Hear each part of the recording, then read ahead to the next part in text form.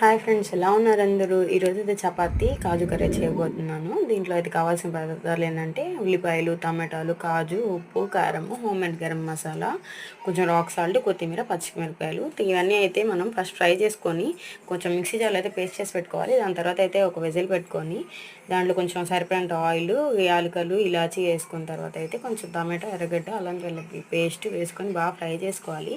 దీని తర్వాత మనం పేస్ట్ చేసి పెట్టుకున్నాం కదండి, ఆ పేస్ట్ వేసుకోవాలి, టమాటో ఎర్రగడ్డది.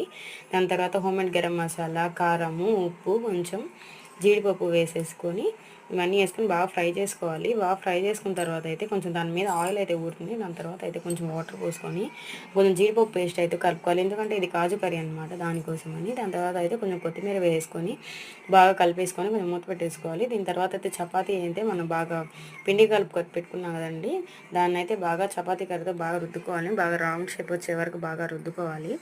రుద్దుకున్న తర్వాత అయితే డైరెక్ట్గా ప్యాన్ మీద వేసుకుని అయితే ఫ్రై చేసుకుందాం. గోల్డెన్ కలర్, బ్రౌన్ కలర్ వచ్చిన తర్వాత అయితే బాగా ఫ్రై చేసుకోవాలి. దాని తర్వాత కర్రీ అయితే బాగా ఉడికిందండి. మీరు కూడా తప్పకుండా ట్రై చేయండి.